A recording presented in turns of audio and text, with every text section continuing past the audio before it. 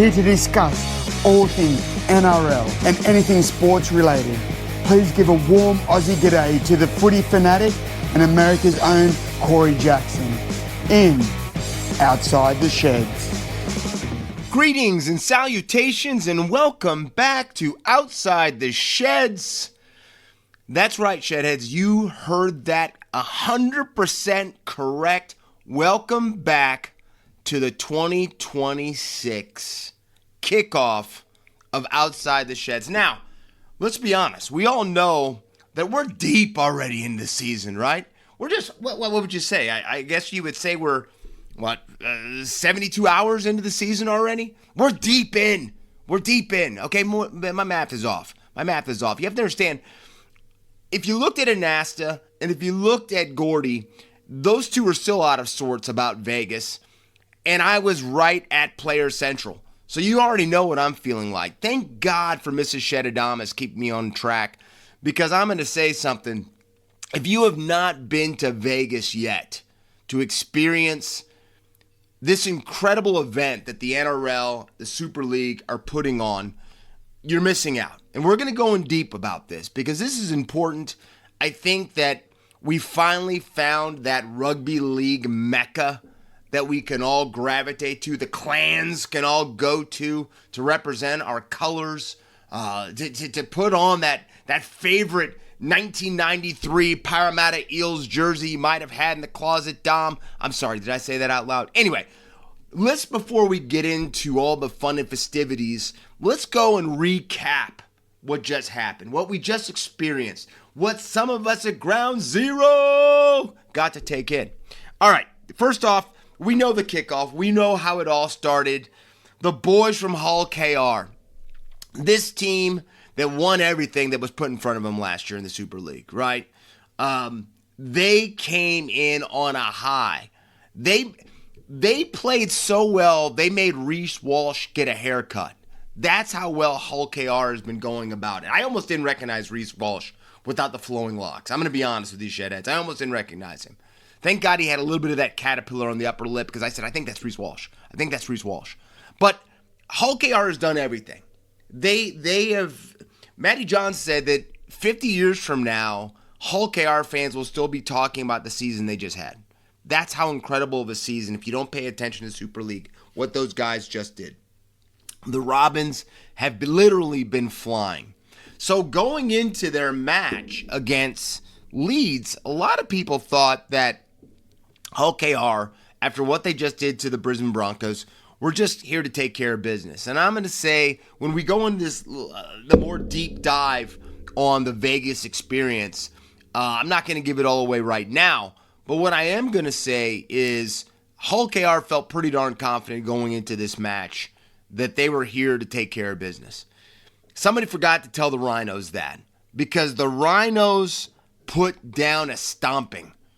And that's probably not even saying it well enough. An obliteration, a tsunami.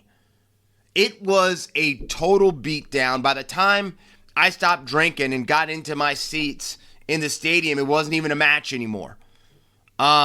Leeds 58, Hull KR 6.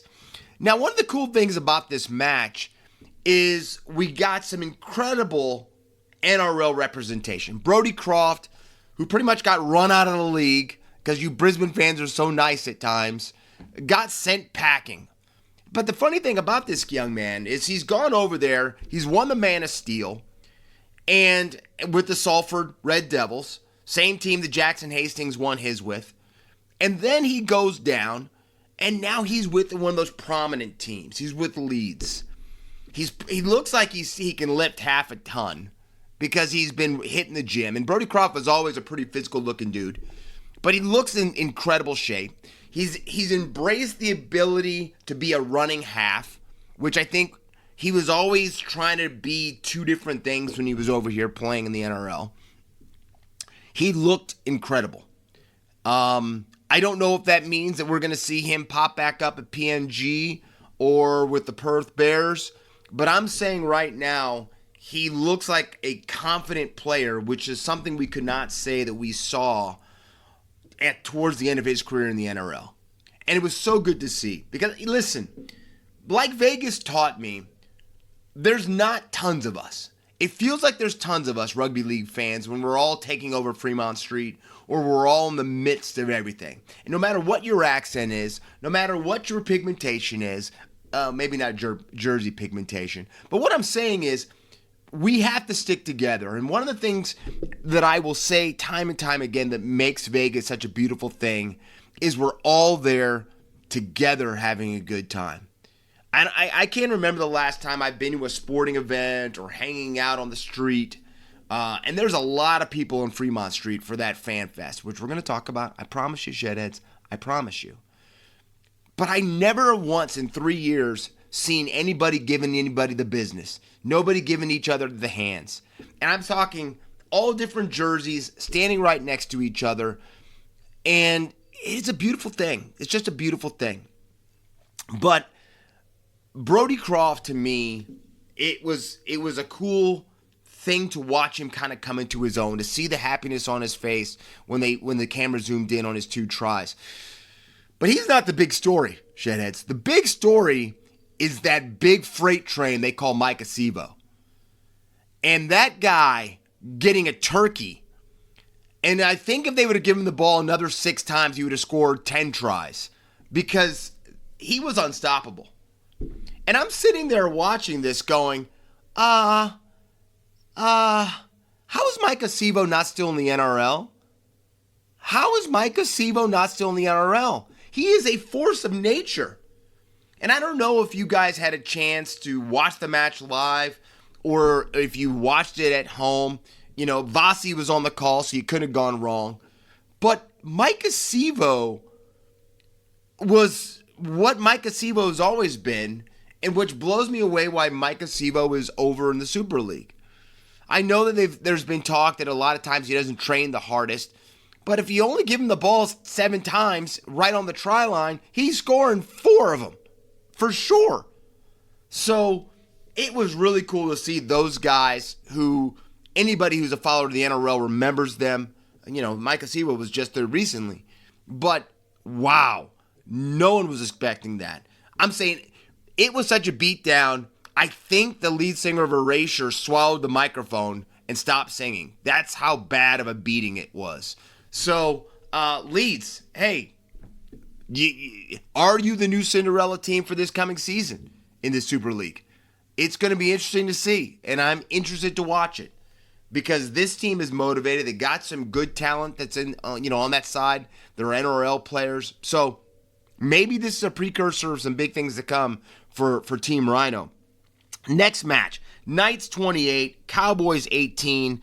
Under the broad lights and big city of Sin City, Kalen Ponga produces. When I was on the show with Vasi on Wednesday, he asked me who I thought the breakout star was going to be, who had the chance to be that guy that people were talking about, from the matches, all 3 of them. And I didn't think Maika Sivo was going to be running people into the ground, but I said it was going to be Kalen Ponga because I didn't think there was anybody who had the physical gifts that he does, and the track was perfect for him. The field, it was fast. Kalen, what he can do on a fast field where he can cut and he can move, I just thought that he was going to really have that type of performance that I think a lot of people who don't have a dog in the fight live to watch when Kalen Ponga is out there running free. And okay, it wasn't over the top Kalen Ponga, but it was one of the better matches he's had for a while. And, he sets up the big try with a tackle break, and through the middle he goes. So I was really excited to see that. But I will tell you something right now. The surprising thing to me for the Knights, for as much scrutiny as they were talked about as Dylan Brown went up the highway to the Hunter, was they just said, I don't know how Dylan Brown's going to play 7. I just don't know how Dylan Brown's going to play 7. And I'm going to say right now, Dylan Brown and the spine of the Newcastle Knights was the most impressive thing to me of the 3 games. Let's say the 2 games, because you can't call the Rhinos into question at all. But they were the most surprising, but the most dangerous looking of the 4 teams, and it was the spine of the Newcastle Knights. And Fletcher Sharp in the 6. He's got a little bit. It's cut on the front, so it's very business in the front, but the party's still there in the rear. Okay, a lot of party still going on. That mullet, Andre Agassi from 1989 called and said that mullet's the best thing he's ever seen. Okay, that's how good that mullet is of Fletcher Sharp. But I will say this right now, friends and fans in the Hunter, you might have something cooking under the surface. It might be on about 350 on a simmer, because right now, that is the most heart that I've seen Newcastle play with. They got down and dirty on their defensive line. They tackled. It looked a couple times like the Cows were about ready to come over the top. It looked like they were about ready to start imposing their will. But the Knights bent and bent and bent, but they never broke. And that is something we have not seen. I would say the last time I saw that type of a performance from Newcastle is when they went on that 10-game winning streak, 3 seasons ago? 4 seasons ago? I can't even remember. It all runs together. But I think it was 3 seasons ago when they came into the finals hot. They made it in and pretty much saved Adam O'Brien's job, that streak did for a year or two. But that's the last time I saw that team. And the crazy thing about that team, if you remember, they went on that big streak without Kalen Ponga, if you remember. Tyson Gamble was one of the big people out front kind of leading the charge then. And by the way, I saw Tyson Gamble walking in his hoodie in the hotel. I don't know if he was up to nefarious things, but he looked like he might have had that glint in his eye that he was ready to get into something. But again, Newcastle, wow, impressive. I'm a big Todd Payton guy. I'm going to admit that on the air right now. But the Cowboys, Jay Clifford had that good grubber kick, and he was 3 for 3 for his attempts after tries. But, I don't know. I still am going to say I do not like Jackson Purdue in the halves. But you got to have more than Tommy Dearden running. There's got to be... And they just didn't have that real feel that there was anything to worry about too much. But I do think if you stick with that halves combination of Clifford and Dearden, I do think that the Cows will come around. But the problem for North Queensland is that the competition is already so tight. And I think it's going to be a battle to get into that bottom section of the 8 where I think they would have to finish if they're going to make it into the finals. And then with the injury of the ribs for Drinkwater, and he's a key component in that spine, it really makes you question, if it's going to be another bad year for the Cowboys. And I hope not, because I really do not want to see Todd Payton lose his job. But you have to admit, going into the season, he's probably the coach under the most pressure and scrutiny, and you'd have to say that seat is warm at best. But a big victory for the Knights. Speaking of Spencer Sharp, it looks like that's a PCL injury that he's got. So scans came back, at least on the positive for him, and that's really, really good. Because like I said, I just got to talking for 5 minutes about this improved spine for the Knights. And if Sharp is out, you're back at the drawing board. What are you doing? Putting Tyson Gamble back in there? Nothing against Tyson Gamble. But what I'm saying is the dynamic ability to have a running 5/8 like Sharp provides, that would really be bad. So it looks like he's going to be back by round 3, they're hoping. So that's good. That's only maybe a match that he's going to miss, and then he'll hopefully be back. But again, impressive play. And kind of piggybacking on what I was just saying, when was the last time you saw Kalen Ponga that excited about a victory? I saw Kalen Ponga twice. Once on Fremont Street, where I called his name, and listen, Kalen Ponga, I think, has been under a lot of scrutiny, and I think a lot of that comes from his management. I think that comes a lot from his dad, sometimes, saying things. But I'll say this right now. Kalen Ponga was past me, all right, on Fremont Street Fan Fest. And I know I'm jumping ahead, shitheads, but that's what we do on this show sometimes. And I said, KP, like that, right? Kalen Ponga was on the other side of the fence, kind of like on the other side. There was a big walkway, red carpet for them to walk down. He was past me and on the other side. And I said KP, and he heard that, turned, looked back, saw that I must have said it because I was staring right at him, and he came back against the flow to give me to give me 5 or whatever you want to say. And I was impressed by that because there's a lot of those guys, and listen, it was a lot for the players. I know that just stayed locked on, shook a few hands, but tried to get to that stage. Kalen Ponga came all the way back, and for a superstar in the game to do that told me a lot about that young man. And I wanted to make sure I said that because I know and I listen to this and I see chat boards and I see all that stuff, and he's under the torch a lot. But that showed me the character of him doing that. I've never met the man before, and he came back and he even said something to me. I can't even remember what it was. I mean, it was a couple cocktails in, but I was that impressed me. So Kalen Ponga, thumbs up to you, and congratulations, Knights, on a big victory. Bulldogs 15, Dragons 14. The marquee match on Saturday, Sunday afternoon, whatever, and it goes to Golden Point. I'm just gonna, you know what? I wasn't going to do this right in the beginning, but I look at this match, Bulldogs 15, Dragons 14. We go to Golden Point. Maybe the most heart, again, we've seen on a Dragons team. Flano had those boys playing. We're seeing the new Flanagan, Atkinson, Habs combination. Didn't blow us away. I will admit that. But it didn't have to blow you away because a lot of people have picked the Bulldogs to finish top 4 at least for this season. And a Dragons team that besides, I guess, Val Holmes and King Gutho back there, who still can do some pretty special things, there's no one that's just breakaway on that team that you look at and go, yeah, that guy right there, he's a game changer, right? But they're right there in the mix.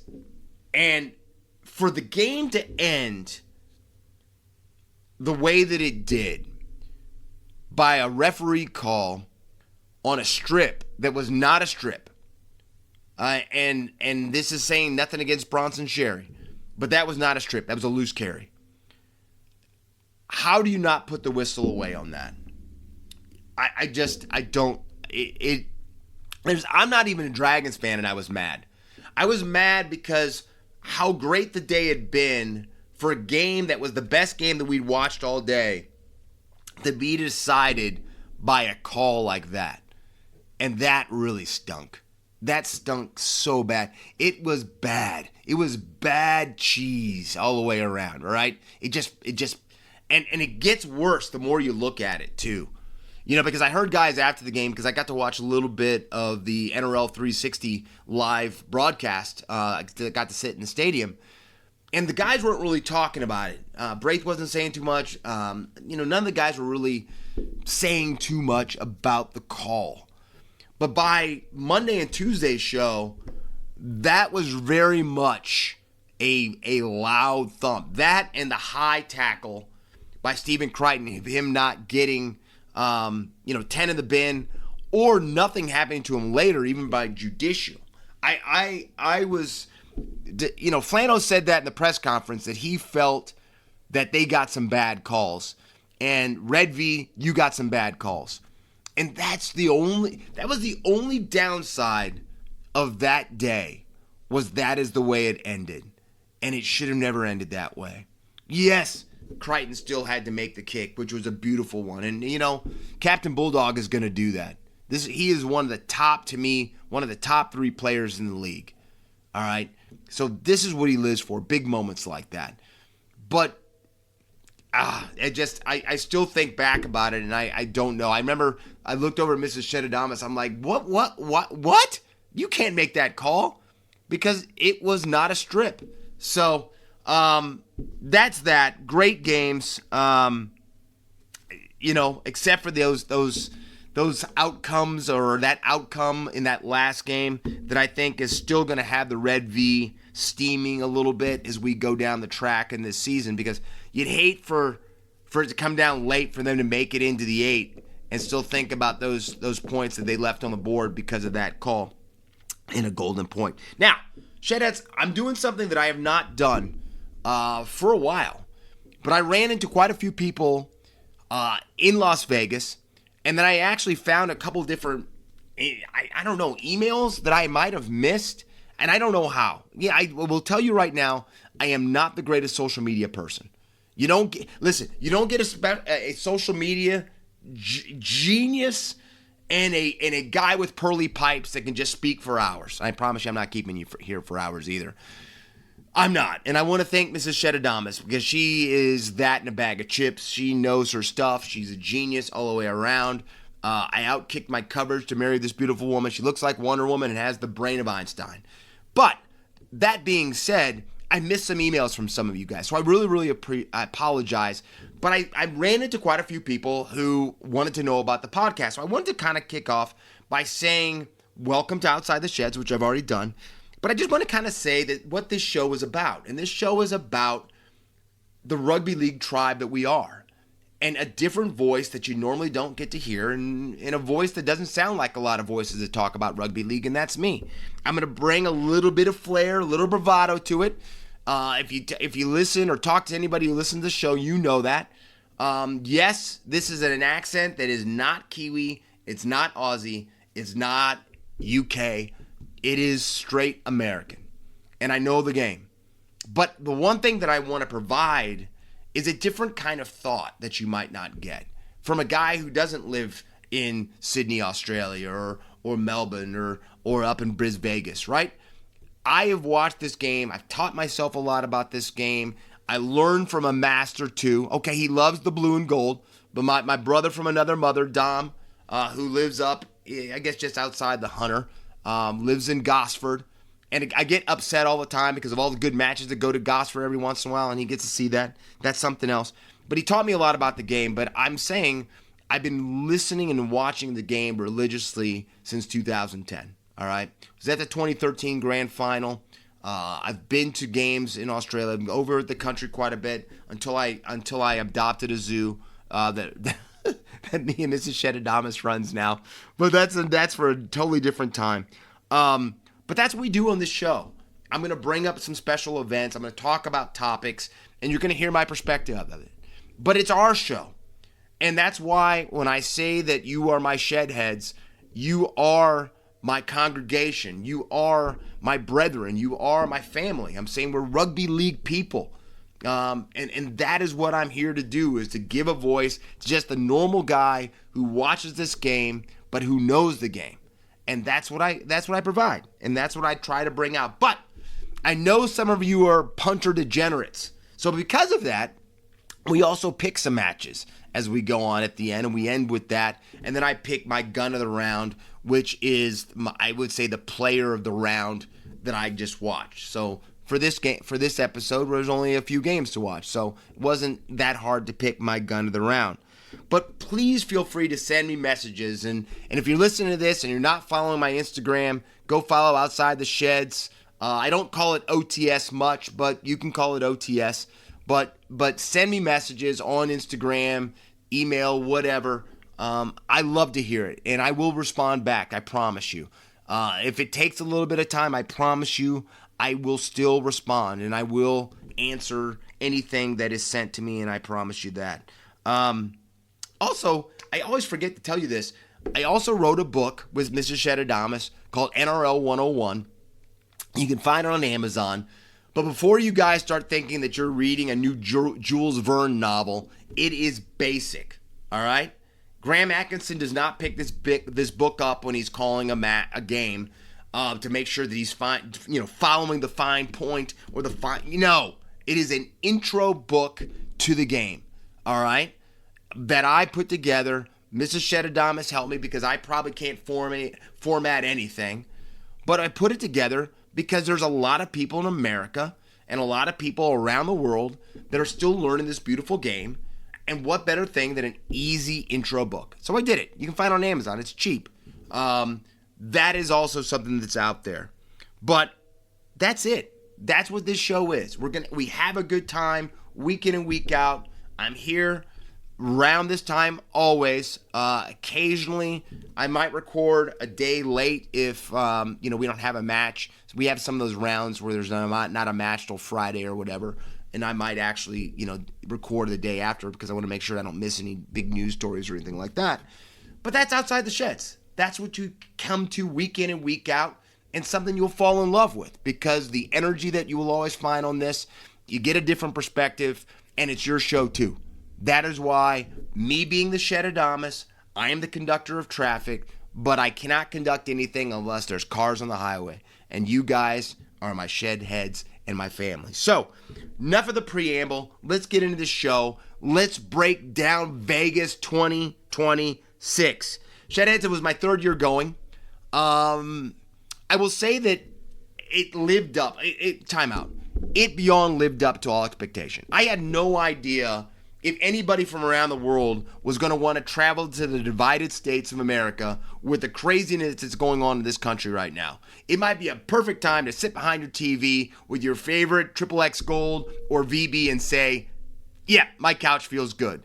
But to my surprise, to an extent, and Mrs. Shedadamus' surprise, the streets were packed, and I was so happy to see it, because I will admit to you, I was worried. I was worried about a bad turnout. I was worried about things that are going across the news waves that are not lies. But then I started thinking, it's Vegas. Nobody's going to Vegas to cause everyone's going to Vegas to cause problems. But what I'm saying is nobody's going to Vegas to cause those type of problems, right? So people turned out, and that put a smile on my face, and there was a buzz. And the first time I found that out was on Wednesday when the Fan Fest kicked off. And Fan Fest is really good. So if you're going to get to Vegas, make sure you're there by Tuesday night or Wednesday. That would be Wednesday, America Wednesday, okay? Because Fan Fest starts off. And if you want to get good swag and merch, get there early, right? I think it opens at 9 a.m. And the teams start filing through there. So if you've always wanted to meet a certain type of player, you've always wanted to have the favorite picture with Clint Gutherson, yes, that's the time to go there. The teams will even sit out there and sign. There's a gigantic line where they will sign a team. I guess it's a team photo, I think. But that's what kicks off this whole thing. There's news coverage crews in there. I actually saw Seven was there doing interviews. It is a real buzz to get that done. Also, I want to help give you guys some inside tips from boots on the ground.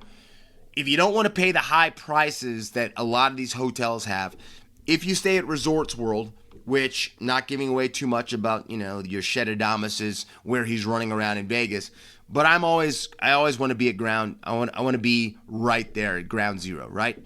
But across the street, go to Ross and get all of the stuff you need for your room, because they've got bottled waters over there, and you're going to pay a fraction of the cost to stock up your room with water, chips, whatever the heck you need to do to keep yourself going. Sorry, they don't sell IV bags if you're going to go hit the booze a little bit, but they sell everything else you're going to need. Even if you need to pick up a cheap shirt or whatever. I actually saw NHL hockey jerseys that would normally cost you $180 for $29 at Ross. So that's my one insider tip of how to handle if you want to save cost. But so that's what Wednesday was. It was just Fan Fest kicks off, that buzz going on. I would say one of the coolest things that happened to me when I was there, Shedheads, was I got to meet Chad Townsend. The cool thing about Chad, and I've got history with Chad that he didn't even know, was my first game that I ever was at live was the 2013 Grand Final. And Chad was playing for the Cronulla Sharks in their New South Wales Cup team that actually won the championship. And that was the first time your Shedadamus was on TV in Australia, because I'm sitting, if you look at Chad, he was, I guess, kicking, going to make a kick, and he was lining up his kick, and me and Mrs. Shedadamus is sitting right on his shoulder. And my friends actually saw me, Dom and his lovely wife, Sonia, and their family said, "You won't believe this." And they recorded it and showed us sitting on Chad Townsend's shoulder as he went to go make a kick. So I had history with Chad. But I followed Chad. The year that me and Mrs. Shedadamus got married was the year that Chad shut the porch lights off for Cronulla, and they won the championship in 2016. The thing that I like about Chad Townsend was he was never a guy that was the fastest guy on the field. He was never the strongest guy on the field. but he might have been maybe one of the smartest guys on the field. And to play halfback in the NRL, and if you don't have extreme speed or extreme strength, you better be one of the smartest guys there, and that's Chad. So I've always liked him as a player because he got the most he could get out of what he was given to put on the field, right? Also, he has an incredible podcast. He loves listening and talking about entrepreneurs and in the game. Always a good time to listen to his show. So it was an honor to meet him, and to get interviewed by him was even more crazy. But I want to thank him because after our interview, he actually went and took the time to Outside the Sheds to let a lot of you know out there that we're still doing this thing. And he didn't have to do it. He did not have to do that.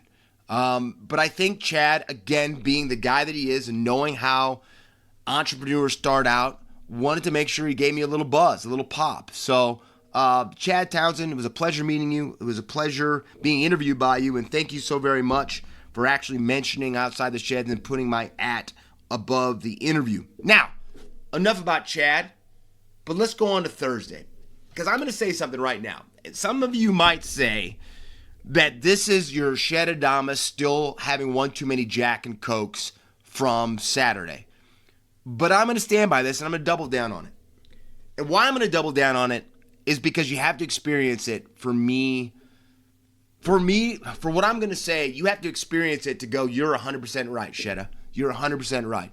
And that is, I think Thursday's Fan Fest down on Fremont Street might even be more buzzy and poppy. All right. If you don't know what that means it has the bling. It has it all. The buzz than even the matches on Saturday. I think some of that comes down to everybody's a winner that day, for one, right? And what the NRL has done by putting the red carpet, and they changed it from last year too, because the players came from a short little walk. They came down the whole length of Fremont Street to walk up onto the stage this year. And it was awesome. It was everything you could imagine. The English were there in full throat. When Hull KR came out, I couldn't believe it. I look up on stage, and the lead singer for Erasure was there to sing their song that they all sang together as one tribe, as one, and it was brilliant. But them in Leeds, once again, the English. It's funny I said, let me stop for a second. I ran into Newcastle great Kurt Gidley, right? And I asked him, I said, what was it like? And before I got it out, he said, the English are brilliant, aren't they? And I was like, yeah. I said, what was it like to play? He's like, I'll always love Newcastle. He said, but my 2 years over in England, I'll always remember fondly because it's just mesmerizing coming from the NRL to listen to the fans just sing almost nonstop through the matches. And 2 years ago, when Super League first kind of really put their stamp on this Vegas thing, it was really cool. And I'm blown away by listening to that.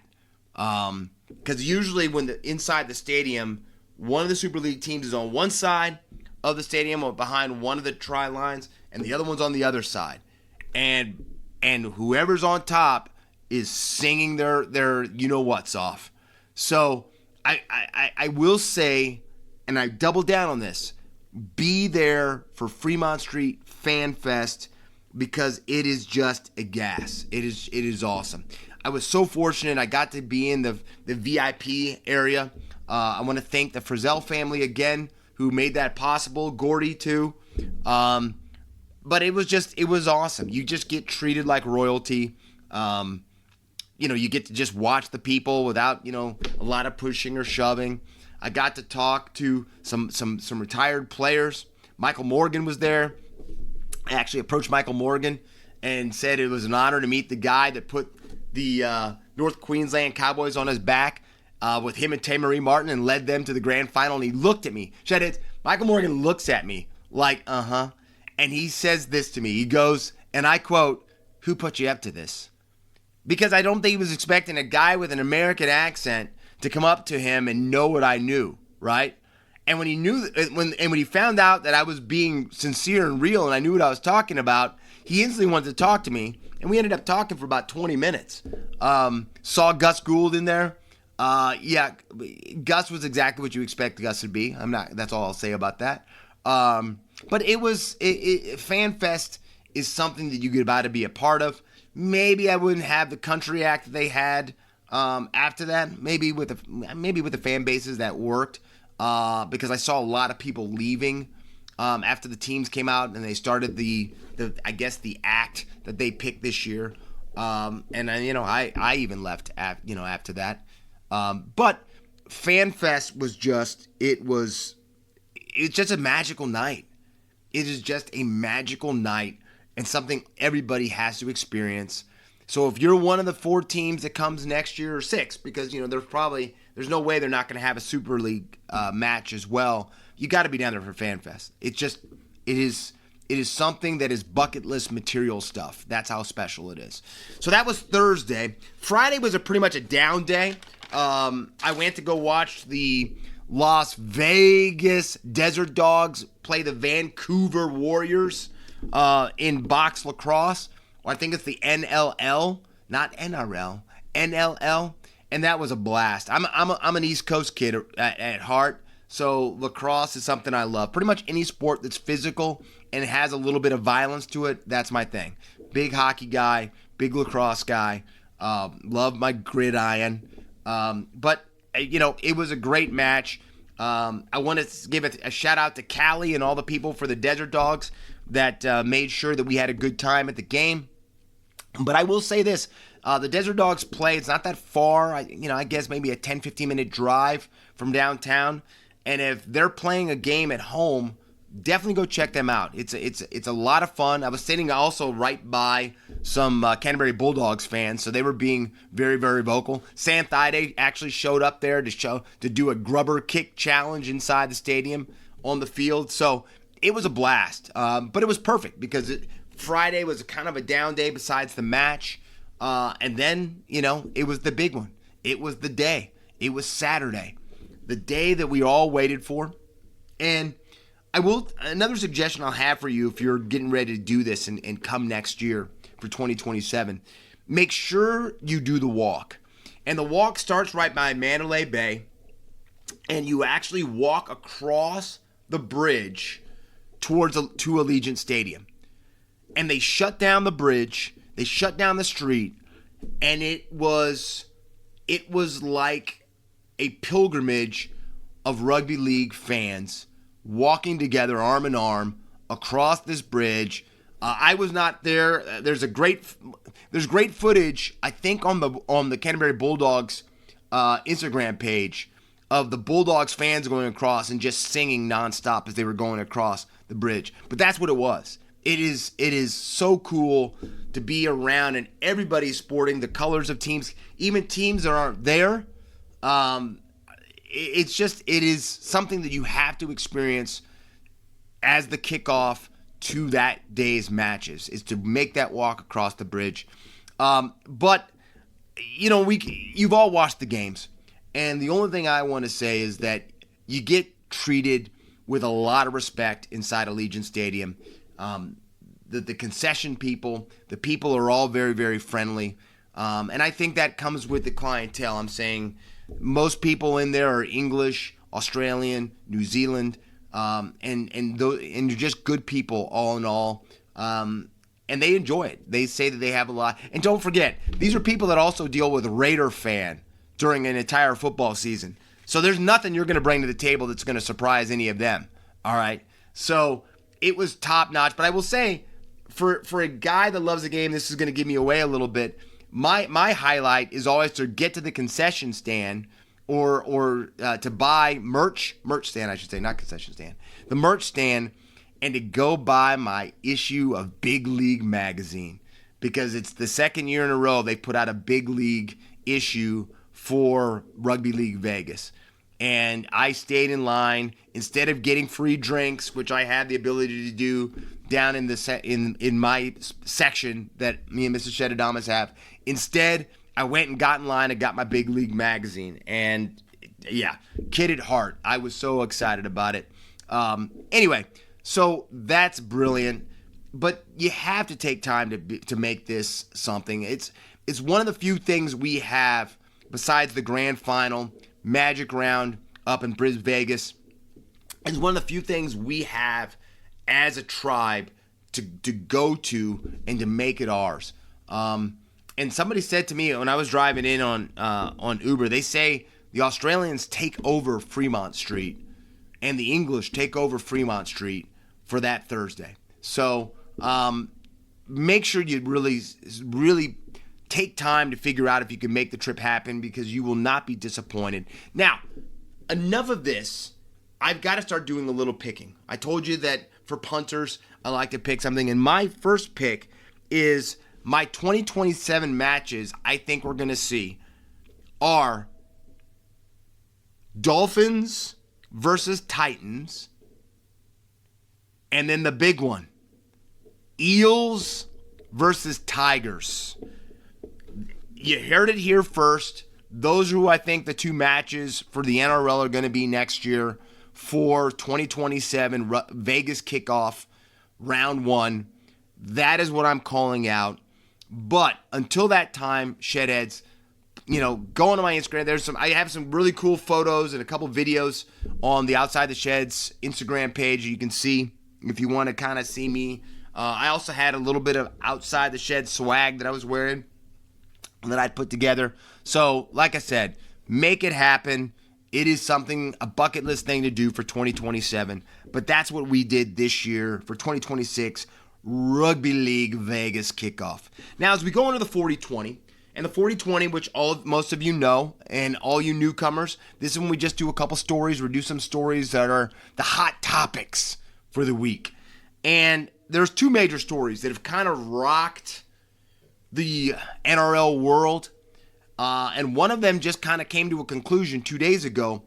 But the first one was the bombshell that shook Vegas, was that Payne has decided to leave the Brisbane Broncos and is taking his talents, as LeBron would say, he's taking his talents to the South Sydney Rabbitohs. Now, all of us remember this whole story started last year when there was rumblings that Payne Haas was very much interested in possibly going to Rugby 360. And I think it caught a lot of people off guard. I think a lot of people were worried about it. A lot of people thought if Payne Haas might have signed with Rugby 360, that, is this going to open the door for a lot of other impressive talent to leave to go to this, this new competition that was possibly going to come to fruition. Well, when the wheels fell off of that Studebaker and that came to an abrupt end, Payne Haas and a lot of people thought up in Brisbane that, okay, business as usual, let's get the big fella signed, and let's run him back with the Maroon for another 3, 4, 5 seasons. And when word broke that he was leaving, it made me kind of think of a couple things. Number one is Madge's Iron Fist wearing thin on these players? And I know that a lot of that got put to bed last year when they actually won the trophy, that a lot of people just kind of thought, well, Madge has changed his coaching style, Madge has kind of come around a little bit, blah, blah, blah, blah, blah. This is a new Madge, but maybe not. Because when it happened, Michael Maguire even said that he was shocked and he didn't see that coming, right?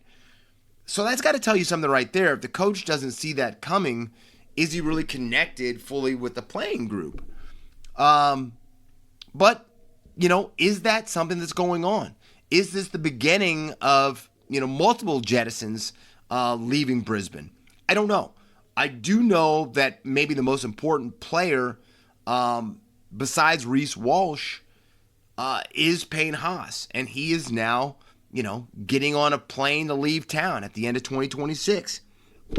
The other thing I was asking myself, is Wayne Bennett's words and presence in the game still as powerful as maybe some of us maybe thought was, a thing of the past? But with this type of acquisition and this type of signing, maybe not. Because if Wayne didn't have that it still, and he didn't have that magical feel that he gives off to players that play for him, I do not think that Payne Haas is going to South Sydney. I'm not saying that he might not have left Brisbane, but I think a lot of people were just shocked that South Sydney is the place that he was going to. So is old Clint Eastwood still bringing it to the table like that? And he must be, because he just got Payne Haas.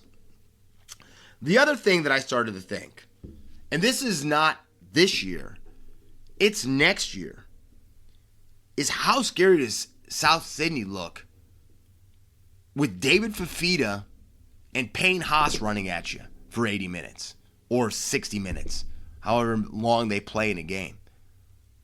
Latrell Mitchell's not going anywhere. South Sydney is about ready to become seismic again. They're about ready to shake some stuff up. And wow. Yeah, I would hate to be making those tackles for 60 to 80 minutes with those two behemoths running at me. I'm going to say that right now. So it may be a tough season for South Sydney. I'm not saying that it is. It might be. But you definitely have something to look forward to in 2027 for sure. Because those two are going to, those two are about ready to bring the thunder for South Sydney. But it's going to be interesting to me because I don't know what the lasting implications are going to be.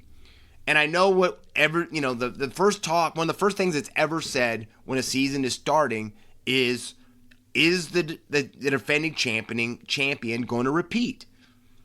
And for me, that's got to be a huge asterisk of maybe not.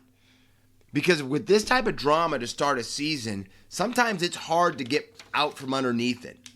And no matter if he's still going to play for the Brisbane Broncos in 2026, it's still going to have to make you wonder, are guys going to start? You just don't know what that's going to do to a locker room. You just don't. And Madge has enough problems at times when he's pushing people to keep everybody on the bus. So it's going to be an interesting year for the Brisbane Broncos, 100%. And you just wonder if that demolition at Hull KR, even though they did make a comeback, is just a precursor of what we're about ready to experience. But we're going to find out in just a matter of hours, because I know a hungry Penrith Panthers team is getting ready to come and invade the beautiful Suncorp Stadium. So be ready, because I'm going to be popcorn, no matter if it's at 4 o'clock in the morning for that one. I'm ready. Then there's the other big story, and that would be me saying one name, Zac Lomax. Yes, Shedheads, just the mention of the name makes the blue and gold and the red V just shake. And not shake because they're dancing to Elvis because they just came back from Vegas. No, it makes them shake out of anger. Because Zac Lomax has a way of polarizing himself to fan bases.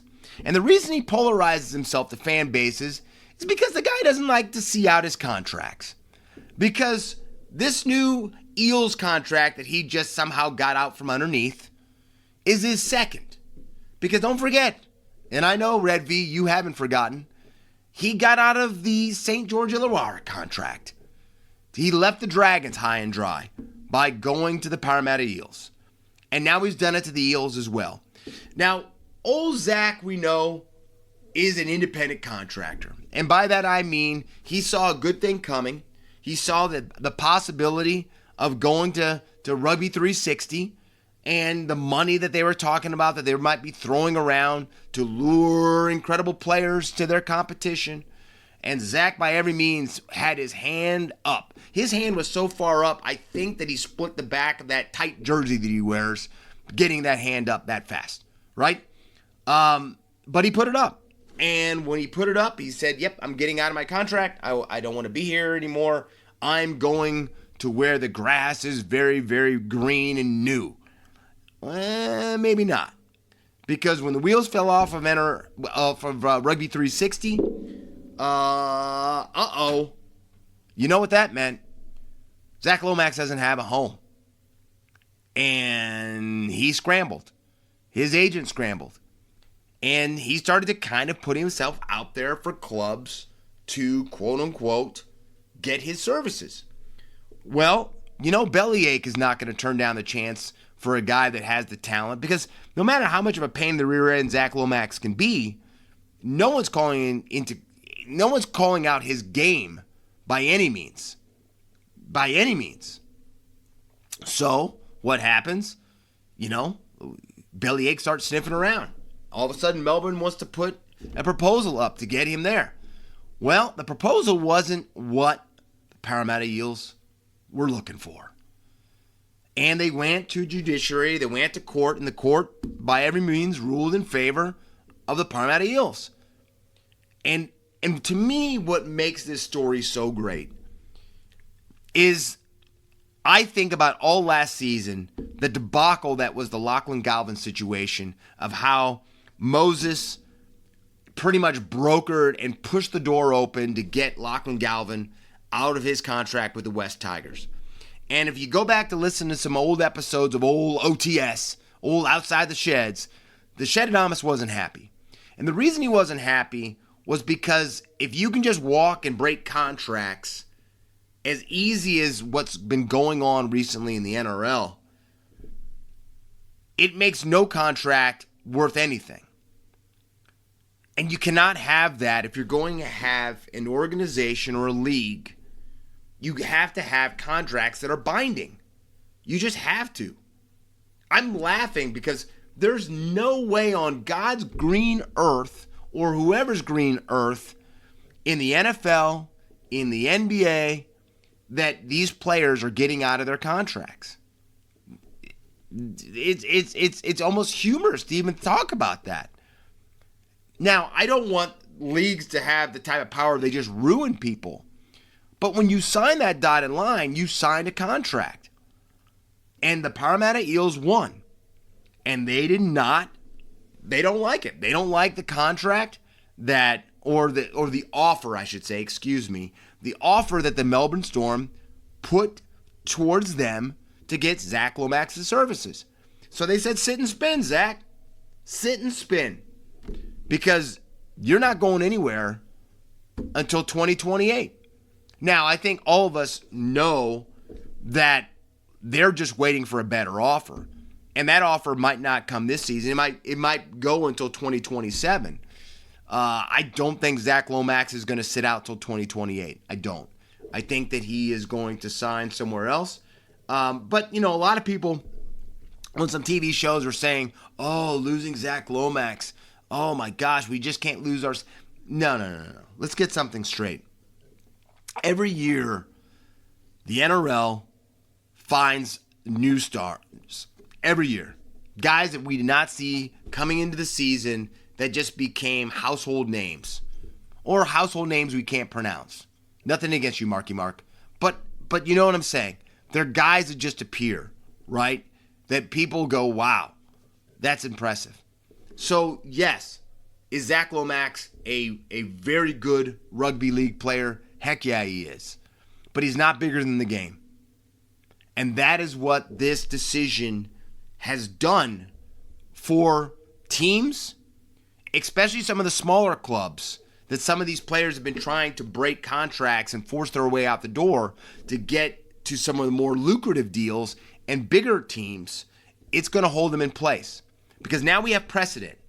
And if you guys know anything about law, that's what you have to have your weight in sand. And that is precedent. And now we can go to the case of Lomax against Parramatta Eels. And now a judge will look at that precedent and make a ruling from that precedent.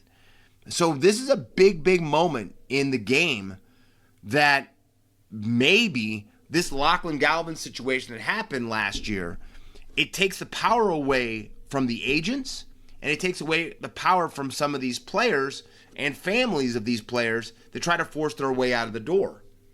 And listen, I'm going to end it with this. I have not found one player, and if you guys know that, I told you earlier in the show, send me an email. I'll answer it. I have not met one player that has had a gun pointed towards his head that has been made to sign a contract. Not one. No one is forcing these guys to sign the contracts that they sign. They are the ones that say, I want to sign that. And they sign the dotted line. So the only person they need to be mad at is themselves. And if, 2 years from now, Habs are making $1.5 million a year, high-end Habs, and they sign a contract for $900,000 because it looked good today, that's your problem. Unless you can go in there and talk to that organization to try to change your contract or sign you on an extension with a little bit more money, that was your decision to sign that contract, and you did. And you have to honor it. You have to honor the contract you signed. So, to me, this made me very, very happy to hear this decision. And I'm not too worried about not finding new all-stars to fill the void of Zac Lomax. But I guess this is a story to be continued because we know that Zac Lomax will play somewhere.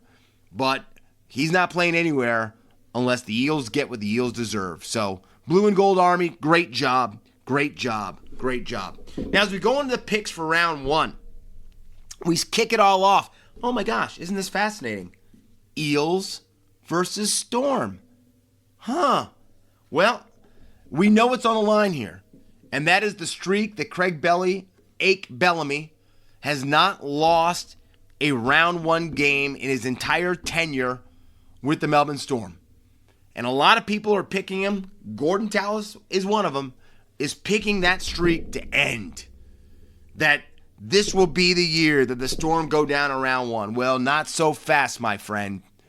I am not picking up or picking against Bellyache and the Storm in round one until they give me reason to. And that giving me reason to is that they actually lose one of them. And they have not lost one of them. So guess what?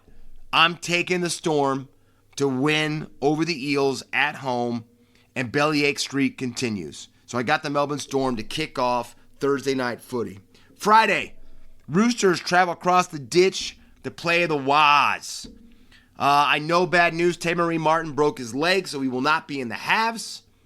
But that being said, I am going to take the Waz. Viva Waz Vegas. I'm taking the Waz to beat the Chooks, to kick off the DCE era for the Sydney Roosters. But I got the Waz getting a hard victory. I think it's going to be a really, really close game. But I got the Waz winning to start off Friday night footy. Panthers versus the Broncos, the game everybody's talking about. What a doubleheader, though. Shedheads, what a doubleheader. Listen, one thing that I want in life, and that's Ivan Cleary to be my defense attorney, because I don't know if anyone's ever marched into the judiciary and gotten off with a light of sentence as Nathan got. That's one. So if anybody knows Ivan Cleary, please give him my email address or phone number, because I need a good defense attorney. That being said, let's be honest. The Panthers feel that they should have won that game against the Broncos last year. And I think the Panthers are coming to show them, even without Liam Martin, that they haven't forgotten. And with Cleary in the lineup, I got the Panthers going up, spoiling the party up in Vegas, but getting the victory over the Broncos. I got the Panthers winning to close out Friday. Saturday, Titans versus the Sharks. The Josh Hannay era begins for the Gold Coast Titans. But I still have them on the road. And with them being on the road, they're going down to Cronulla. They're going down to the Shire. And I've got the Sharks. I think the Sharks are going to do some things this year. I've got Nico Hines and the boys getting the victory and spoiling Josh Hannay's first game with the Titans. And then we've got another, I guess you could say, somewhat grudge match.